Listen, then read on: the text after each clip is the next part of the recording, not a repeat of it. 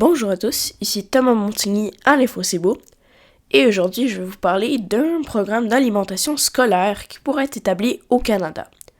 C'est une annonce pré-budgétaire qui a été annoncée par les libéraux récemment et en fait c'est un peu une technique de la part des libéraux d'annoncer plusieurs annonces, plusieurs avancées qu'ils souhaitent faire dans le milieu économique jour par jour.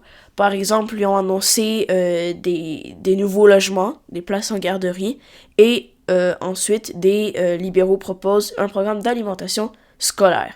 Donc, c'est 3 annonces différentes sur 3 jours différents.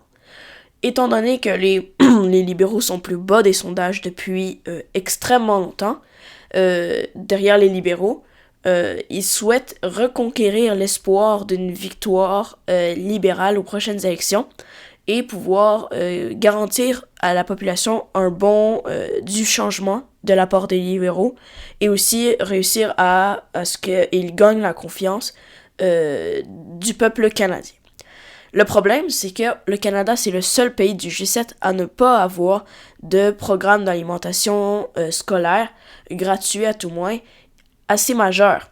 Donc ça veut dire que des pays comme l'Italie, la France, l'Allemagne, la Grande-Bretagne, le Japon, les États-Unis possèdent tous un programme similaire, tandis que le Canada en possède peu. Et c'est démontré par des données, et ça s'est empiré avec l'inflation, que il y a 24,3% de la population, 24% des enfants, soit 1,7 million d'enfants au Canada environ, qui sont touchés par l'insécurité alimentaire en 2022. Ça commence à dater, mais c'est des chiffres qui restent soi-disant assez similaires. En plus des 2/3 des enfants, soit 1,2 million des enfants, vivaient dans des ménages en situation d'insécurité alimentaire modérée ou grave. Donc, c'est avec la pauvreté, aussi avec la hausse des coûts de la vie, de la nourriture, de tout ça.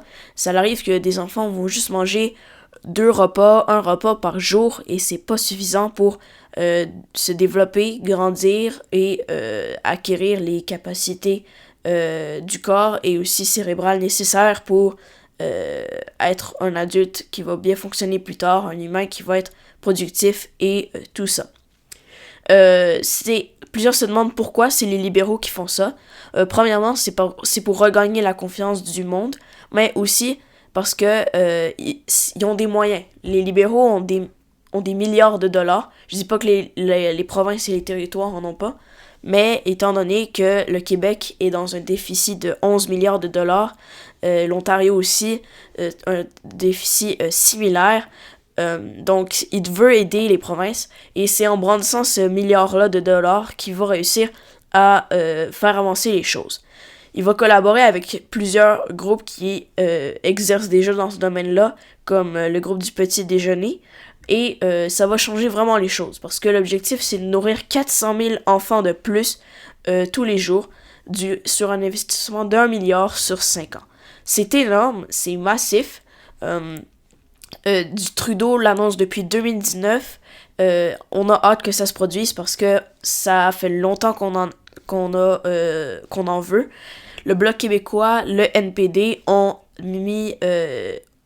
dit qu'ils étaient d'accord avec ce projet-là, contrairement au Parti conservateur du Canada qui s'est pas trop prononcé sur le sujet, mais on a pu sous-entendre qu'il était pas assez, qu'il était pas très enthousiaste face à ce nouveau projet-là, parce que lui, sa vision des choses est complètement différente.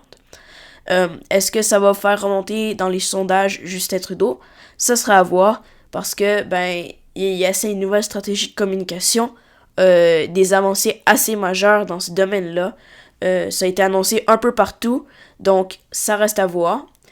Si vous vous demandez c'est quoi les sondages, à quoi ça ressemble en ce moment, à la journée du 31 mars dernier, c'était 42% des voix qui iraient aux conservateurs, 24% seulement aux libéraux et 19% aux NPD. Donc c'est presque rien, les libéraux. C'est à peine le quart des voix au Canada, et c'est presque la moitié des voix que les conservateurs vont avoir, s'élevant à 42%.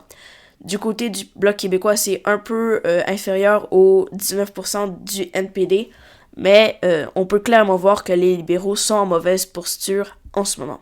Si vous en voulez plus sur le futur, l'avenir, qu'est-ce qui pourrait aider les libéraux à sortir de cette situation assez compliquée, je vous conseille d'aller voir le podcast que j'ai fait sur le sujet qui se nomme La suite pour les libéraux que j'ai fait en janvier dernier.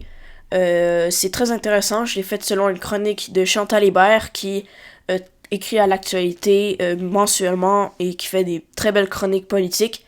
Donc je vous conseille d'aller l'écouter aussi, c'est très intéressant. Puis on va voir si les libéraux vont remonter, vont redescendre ou vont rester stables. Tout ça reste à voir. Les élections sont pas prévues pour bientôt, à moins qu'il y ait que la Chambre fasse en sorte que les élections soient plus tôt. Mais on devrait s'attendre à ce que les élections soient en 2025. Merci d'avoir écouté. C'était Thomas Montigny à l'Info C'est Beau.